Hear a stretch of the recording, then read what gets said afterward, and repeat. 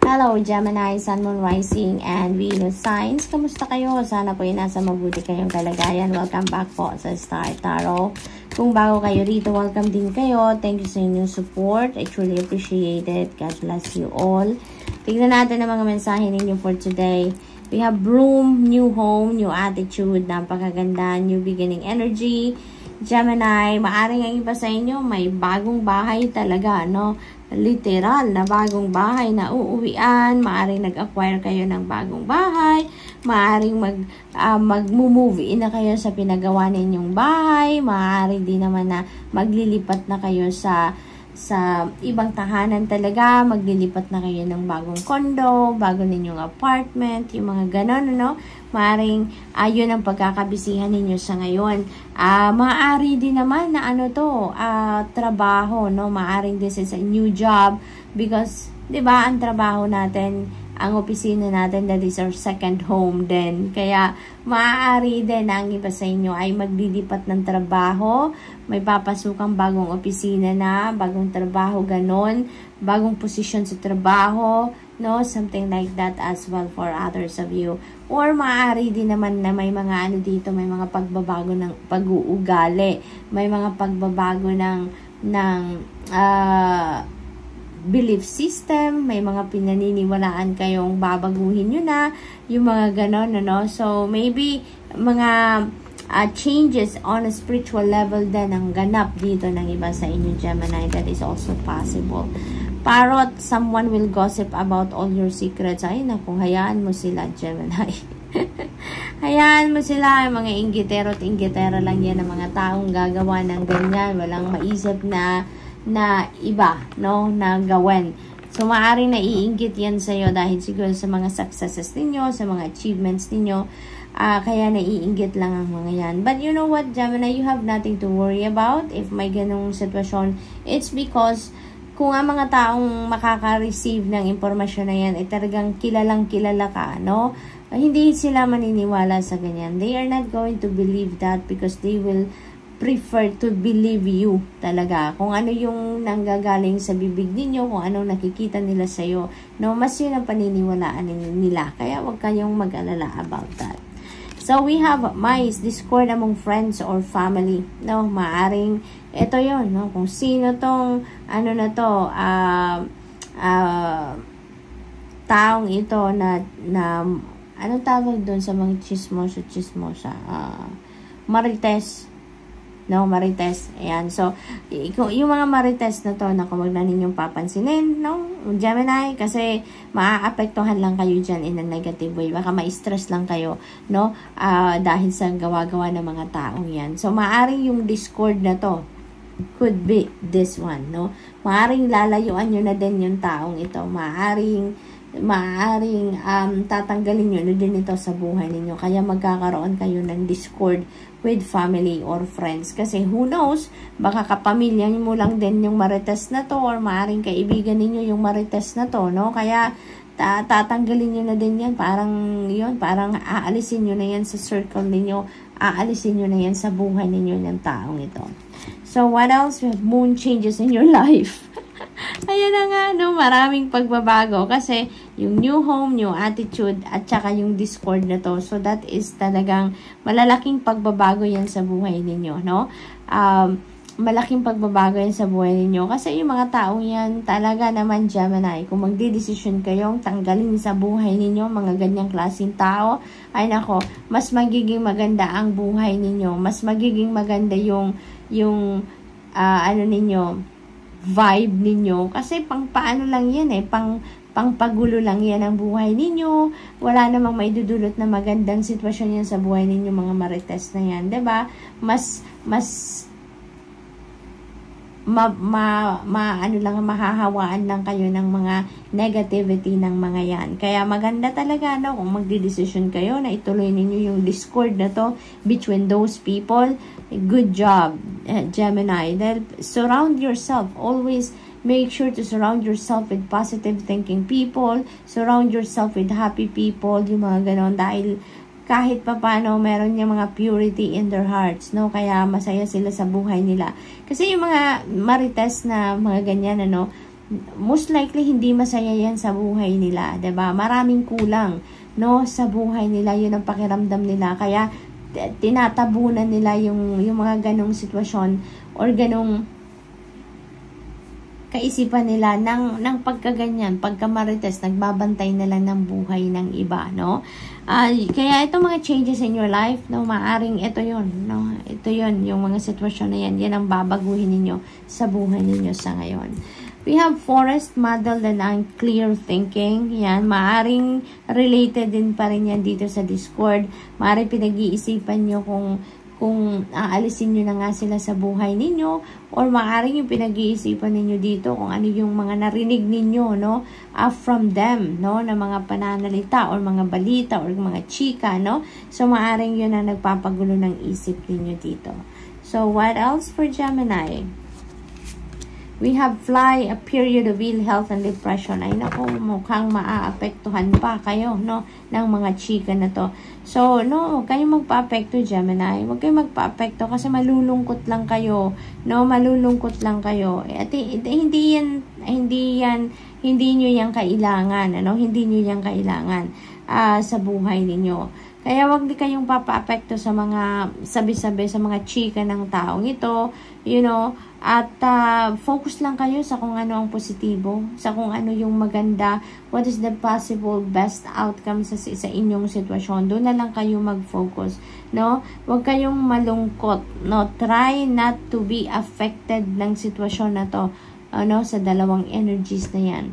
At saka, ano yan, merong magagandang ganap dito sa buhay ninyo, 'di ba? There are changes in your life dito na mangyayari. So focus na lang kayo diyan sa mga pagbabago, yung bagong new home, new attitude, no?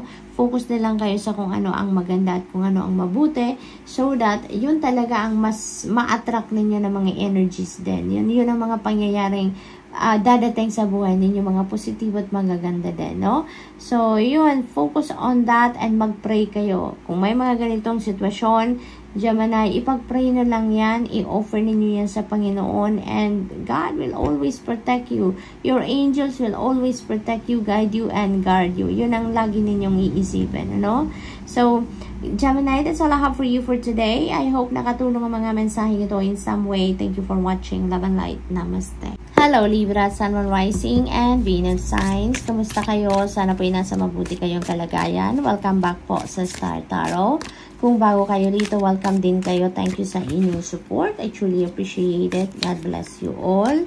Tignan natin kung ano mga messages ninyo for today. Libra, pauna mensahe ay crib.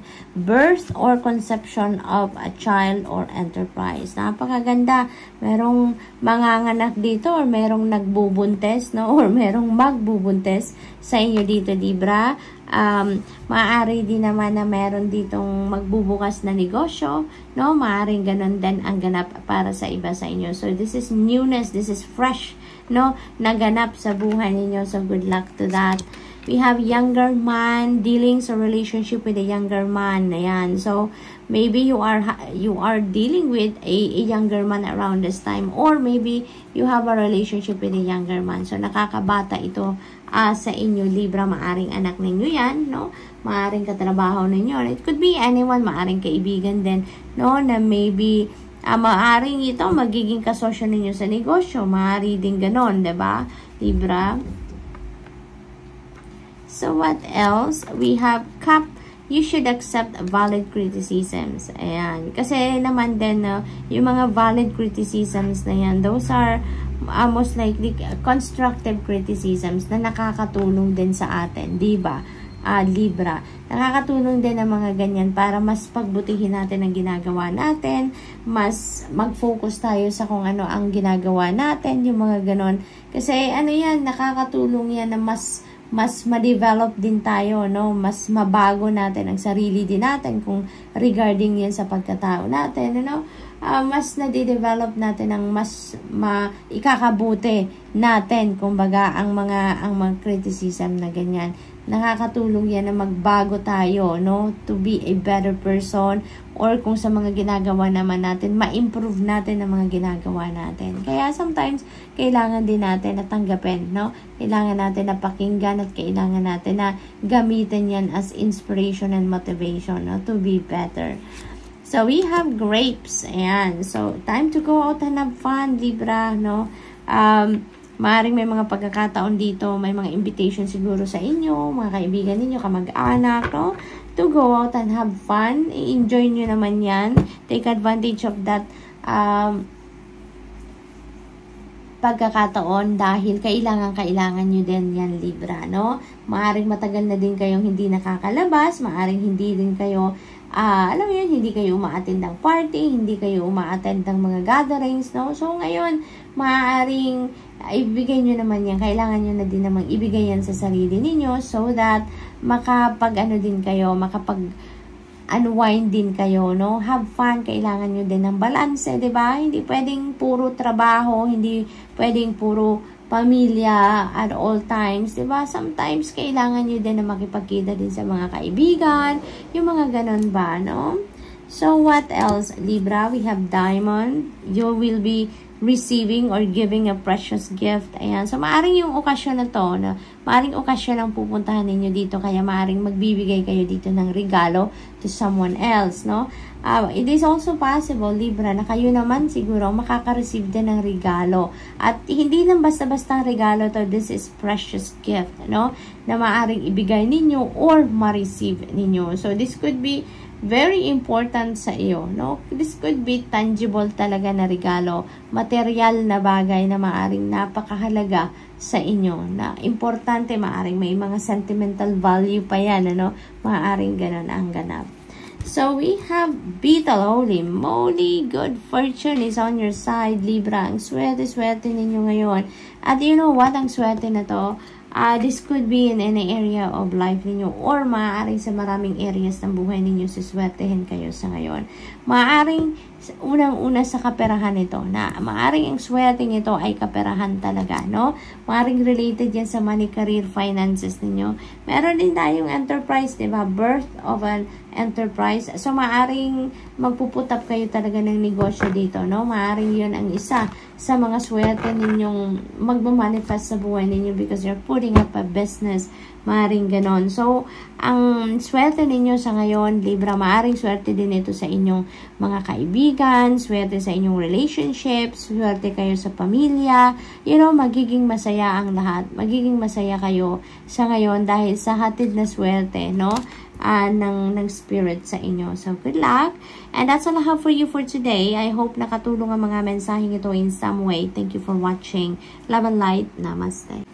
Hello Aquarius, Sun, Moon, Rising, and Venus signs. Kamusta kayo? Sana po ay nasa mabuti kayong kalagayan. Welcome back po sa Star Tarot. Kung bago kayo rito, welcome din kayo. Thank you sa inyong support. I truly appreciate it. God bless you all. Pauna mensahe ninyo ay Elephant.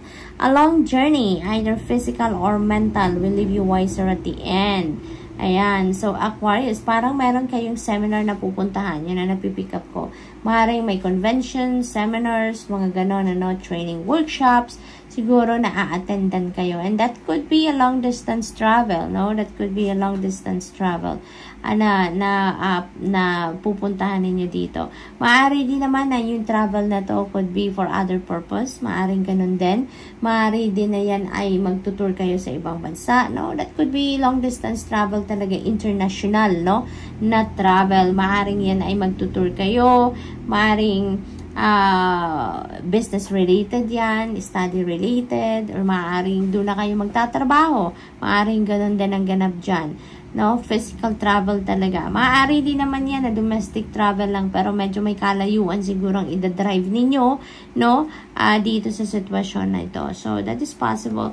But also, ang iba sa inyo siguro nag-iisip no? Malayo sigurong nararating ng isip ninyo. Naglalakbay ang diwa ninyo talaga ng medyo malayo-layo, no? Maring may pinagpaplanuhan kayo. Maybe you're setting new intentions, lalong-lalo na parating ng 2024. So, maybe yun din ang iniisip ninyo sa ngayon, Aquarius, no? Kung ano yung mga plano ninyo, ano yung mga intentions ninyo na gusto ninyong makamit, no? In 2024, maaaring mga ganon ang ganap ngayon sa inyo. Nagpaplano na siguro kayo, nag-i-strategize na siguro kayo for kung ano yung mga gagawin ninyo, no? Sa New Year. We have wind chimes, ayan, peace and harmony. Nice, napakaganda.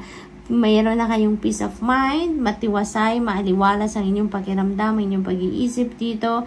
This is really beautiful, masaya ang samahan, no? With family, friends, relationships ninyo, no? So, maganda. Maganda ang sitwasyon dito ni Aquarius. So, we also have marriage. Wow, masaya ang inyong relasyon with your person dito, no? Kung married na kayo, so most likely talagang mayroong peace, may harmony, may love talaga dyan. So, yun, maaaring blooming, kumbaga, ang relationship ninyo, ang marriage ninyo dito, no? Aquarius, so that's really beautiful. We have all good advice from a wise person. Ayan. So, maaaring yung advice na to related dito sa journey ninyo, no? Maaaring related yan sa pinag-iisipan ninyo or mga advices yan linked dyan sa inyong pagta-travel. So, maaaring may mga pabaon na sage advice ang taong ito sa inyo sa kung ano man ang inyong gagawin, saan man kayo pupunta, yung mga ganon. May mga tips siguro na binibigay sa inyo, words of wisdom, yung mga ganon, ano? So, what else? We have wealth, holy moly. Aquarius, napakaganda naman. So, uulan ng pera. There is financial gain dito na parating sa inyo, Aquarius. This is financial gain. Napakalalaki ng mga gold na yan. Kaya most likely, big chunk of money ang maaring dumating sa inyo sa ngayon, Aquarius, no? So, i-align nyo ng inyong sarili with this energy. I-align nyo ng inyong energies, ang inyong thoughts, feelings, emotions, i-align ninyo na yan dito. Tanggalin ang mga negativity sa inyong isip at sa inyong puso, sa inyong energy feed, nang sa gayon walang maging sagabal, no, sa pagdating ng wealth na ito sa inyo. So, this could come from different sources. Hindi dito specified kung saan ito manggagaling. This could come from different sources. Maaring galing sa trabaho, maaring inheritance yan, maaring panalo yan, no? It could be from different sources, no? But definitely, this is financial gain. So, what else? We have December. Holy moly, maaring ito na, December. Maaring si wealth, darating talaga yan sa ngayon, no? Before the end of the month, siguro, no, Aquarius, marireceive nyo na yung wealth na to. Yun lang din naman ang na-pick up ko dyan. So, most likely, i-enjoy nyo talaga, no, ang prosperity and abundance this month. No, bago magtapos ang taon, bago magtapos ang buwan na to, maaari talagang marami kayong perang makukuha sa ngayon, ano? So, good luck to that. And that's all I have for you for today. I hope nakatulong ang mga mensaheng ito in some way. Thank you for watching. Love and light. Namaste.